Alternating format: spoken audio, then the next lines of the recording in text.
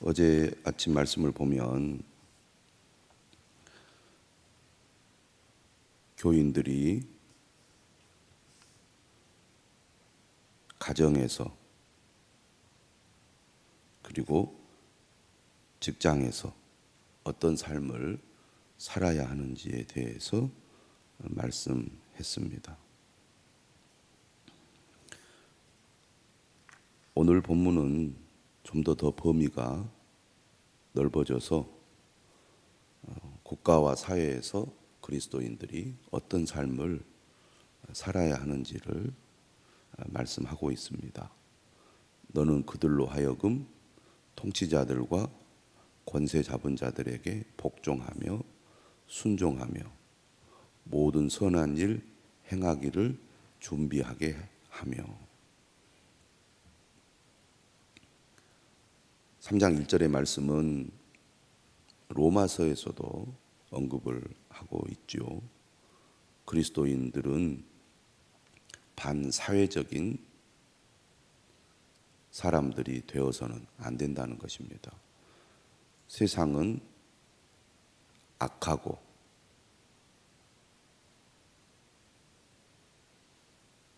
또 모든 인간은 죄인이지만 반대로 세상은 그리스도인들이 복음을 전해야 하는 곳이기 때문에 누구보다도 세상 사람들에게 본이 되며 그들에게 선한 영향력을 끼쳐야 그들을 하나님께로 인도할 수 있기 때문에 누구보다도 먼저 사회에 기여하는 사람, 다른 사람들에게 덕을 세우는 사람, 또 선한 영향력을 끼치는 사람이 되어야 한다는 것입니다. 1절 하반절에 그렇게 말하죠. 모든 선한 일 행하기를 준비하게 하며. 결국 여기서 말하는 선한 일이란 예수 그리스도의 복음을 따라 살아가는 삶을 가리킵니다. 우리가 사회생활을 해보면 여러 가지 어려운 문제들을 겪게 되는데 믿는 것 때문에 오히려 더 비난을 받을 때가 많습니다. 믿는 사람들이 왜 그런가? 오히려 이중잣대를 가지고 믿는 사람들이기 때문에 더 잘해야 된다. 왜 더 잘하지 못하느냐? 이런 비난을 받지 않습니까?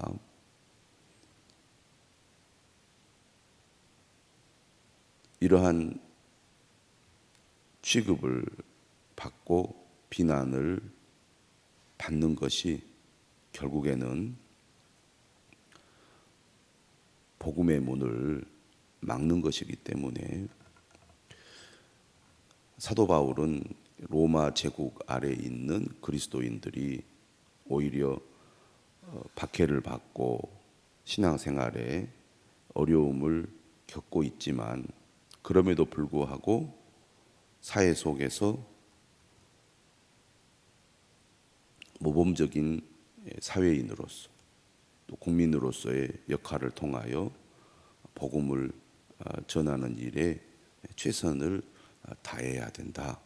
이런 주장을 하고 있습니다. 2절이죠. 아무도 비방하지 말며 다투지 말며 관용하며 범사의 온유함을 모든 사람에게 나타낼 것을 기억하게 하라. 2절은 모든 사람에게 나타낼 것을 기억하게 하라. 이렇게 말씀하고 있습니다. 우리가 세상에 살아가면서 세상 사람들에게 그리스도인으로서 모두가 다 복음을 전해야 될 대상이라는 얘기입니다. 나 한 사람이 세상 사람들에게 그리스도인을 대표하고 교회를 대표하고 또 하나님의 대사로서의 역할과 책임이 있다는 얘기죠. 현실적으로 모든 사람에게 이러한 사람이 된다는 것은 결코 쉬운 일이 아닙니다. 좋아하는 사람, 마음에 드는 사람도 있지만 싫어하는 사람, 또 마음에 들지 않는 사람도 많기 때문입니다. 그런데 2절에 뭐라고 말하느냐면 아무도 비방하지 말라고 말합니다. 나쁜 말을 하는 거죠. 우리가 흔히 뒷담화라고 표현하는데 다른 사람에 대해서 불평하고 또 비난하고 나쁜 말 하는 것은 어떻게 보면 인간의 본성일 수 있습니다. 또 그런 말이 은근히 우리의 마음을 후련하게 하죠. 그리고 다른 사람과 나를 하나로 묶는 또 힘이 되기도 합니다. 어떤 사람을 함께 비방하면 동질감을 느끼기 때문이죠. 그런데 기본적으로 다른 사람을 비방하는 말을 해서는 안 된다는 것입니다. 말로 다른 사람에 대해서 나쁘게 얘기하고 그 다음에는 뭐라고 말합니까? 다투지 말며 좋은 관계를 맺고 화목하라는 얘기죠. 늘 갈등을 일으키고 또 경쟁 의식 속에서 다른 사람과 싸워가지고 관계가 깨지거나 악화되는 이런 행동들을 하지 말라는 얘기입니다. 오히려 관용하라는 거죠. 친절하고 따뜻한 마음으로 다른 사람을 품어주고 이해하고 포용하라는 얘기죠. 하나님의 은혜가 충만한 사람은 기본적으로 비방하지 않고 다투지 않고 관용하는 사람이라고 하겠습니다. 그래서 범사의 모든 일에 온유함을 모든 사람에게 나타내는 사람이 되도록 해야 된다는 것입니다. 믿음의 사람이란 교회 안에서만이 아니라 교회 바깥에서도 이런 사람이 될 때 사람들에게 선한 영향력을 끼치고 세상 사람들을 주님께로 인도할 수가 있습니다. 우리가 잘 생각을 해보면 내가 내 주변에 있는 동료를 전도를 못하는 것은 그 사람이 마음이 완고해서 도무지 복음을 받아들이려는 생각이 없다. 우리가 이렇게 얘기할 수도 있지만 다르게 보면 내가 그 사람에게 선한 영향력을 끼치지 못하고 2절의 말씀과 같은 삶의 모습을 전혀 보이지 못하기 때문에 그렇지 않는가를 우리가 또 생각해 봐야 합니다. 신앙생활은 열심히 하는데 오히려 2절의 말씀과 반대로 행동하는 그리스도인들이 많지 않습니까? 우리 자신이 또 그런 사람일 수도 있다는 얘기죠. 오늘 디도서는 분명하게 말합니다. 신앙생활이란 교회 안에서만이 아니라 가정에서, 일터에서, 그리고 시민으로서 사회 속에서도 그리스도인다운 삶을 살아야 한다는 얘기입니다. 오늘 2절 끝에 뭐라고 말하냐면 기억하게 하라 이렇게 되어 있습니다. 기억하게 하라. 이러한 삶을 살아야 한다는 것을 잊지 않도록 가르치라는 얘기죠. 우리가 뒤로 돌아서면 잊어버리잖아요. 기억하게 한다는 것은 그만큼 반복해서 강조한다는 것이고 잊지 않도록 가르친다는 것입니다. 몸에 배도록 그들을 훈련하는 것이라고 하겠습니다.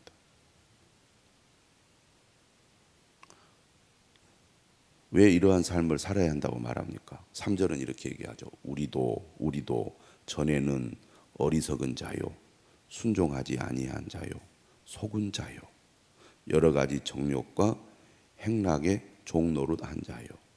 악독과 투기를 일삼은 자요 가증스러운 자요 피차 미워한 자였으나. 항상 이랬겠습니까? 안 믿는 사람이라고. 자신에게 잘해주는 사람에게는 똑같이 잘해주고 좋아하는 사람들과는 좋은 관계를 맺었겠죠. 그러나 인간의 본성이 죄인이기 때문에 사람은 어떤 이기적인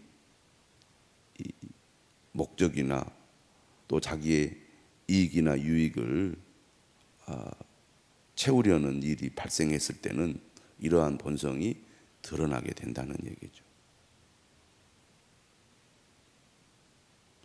그래서 사람들은 얘기하잖아요. 세상은 마치 정글과 같아서 무슨 일이 일어날지 모른다고. 정신 바짝 차리지 않으면 너무나 쉽게 사람들에게 당하거나 속아서 큰 어려움에 처한다고. 그만큼 세상은 자기의 이익을 따라서 살아가기 때문에 겉으로는 웃고 또 앞에서는 좋은 말을 하지만 언제 뒤통수를 맞을지 모르는 그런 험악한 세상을 우리가 살아가고 있지 않습니까? 그러다 보니까 그런 세상 속에서 나도 닮아가는 거죠. 똑같이 대응하는 거고. 세상이 악하니까 나도 거기에 대응해서 독한 마음을 가지고 행동을 하게 되니까 나도 모르게 인간의 본성을 따라서 행동을 하게 됩니다. 또 감정적으로 행동을 할 때가 많은 거죠. 예수 그리스도를 믿기 전에는 그러한 삶을 살았지만 지금은 어떻다고 말합니까? 4절에 우리 구주 하나님의 자비와 사람 사랑하심이 나타날 때에. 하나님을 가리켜서 우리 구주라고 표현을 하고 있습니다. 우리의 구원자라는, 구원의 주님이라는 말이죠. 뒤에 6절에서는 예수 그리스도를 가리켜서 우리 구주라고 말씀하고 있습니다. 우리 구주 하나님의 자비, 우리를 긍휼히 여기시는 하나님의 성품이지요. 그리고 우리를 그 사랑하시는 하나님의 크신 사랑을 사람 사랑 이렇게 표현하는데, 하나님의 자비와 사람 사랑하심이 나타날 때에 우리가 이 큰 사랑과 은혜를 받음으로 우리가 변화되잖아요. 사랑받지 못했던 우리가 하나님의 큰 사랑을 받음으로 어떻게 됩니까? 우리가 변화가 됩니다. 어떤 은혜를 입습니까? 구원을 받는 은혜를 입죠. 그래서 5절에 말합니다. 우리를 구원하시되 우리가 행한 바 의로운 행위로 말미암지 아니하고. 그렇죠. 우리가 어떻게 구원을 받습니까? 우리의 의로운 행위로 구원을 받지 않죠. 이게 은혜입니다. 이러한 사실을 우리가 알게 될 때 우리가 변화가 되는 거죠. 내가 의로운 행위로 구원을 받은 것이 아니라 하나님의 자비와 사람 사랑하심 때문에 우리가 구원을 받았구나. 5절 하반절은 말합니다. 오직 그의 긍휼하심을 따라 중생의 씻음과 성령의 새롭게 하심으로 하셨나니. 중생이란 거듭남이란 뜻이죠. 새로운 존재가 되었다는 것입니다. 과거의 모든 죄가 깨끗하게 씻어지고 새로운 존재가 된 것입니다. 우리의 의로운 행위가 아니죠. 하나님이 우리를 긍휼히 여기셔서 이러한 은혜를 우리에게 베푼 것입니다. 그래서 새로운 존재가 되었죠. 또 성령의 새롭게 하심으로, 성령님이 우리 안에 임함으로 우리가 거듭난 존재로 새로운 사람으로 우리가 변화된 겁니다. 중생의 씻음과 성령의 새롭게 하심으로 하셨나니 우리 구주 예수 그리스도로 말미암아 우리에게 그 성령을 풍성히 부어주사. 하나님의 구원에 성삼위 하나님의 역사가 있었던 거죠. 성부 하나님, 성자 예수님, 성령 하나님의 역사하심으로 말미암아 가증스럽고 어리석고 불순종한 우리가 전혀 새로운 존재가 되어 구원을 받게 된 것, 이것이 놀라운 은혜고 이 은혜가 너무너무 크다는 것입니다. 뿐만 아니라 7절은 뭐라고 말하냐면 우리로 그의 은혜를 힘입어 의롭다 하심을 얻어. 로마서를 통해서도 우리가 분명하게 들었듯이 의롭다 하심을 얻는다는 것은 죄인인 우리가 하나님으로부터 무죄 선고를 받았다는 것을 의미합니다. 더 이상 정죄하지 않겠다는 얘기죠. 그리고 우리에게 의로운 지위를 부여해 주시는 것입니다. 우리가 감히 하나님 앞에 설 수 없는 존재였는데 이제 하나님 앞에 담대히 나아갈 수 있는 지위를 우리가 획득했다는 것입니다.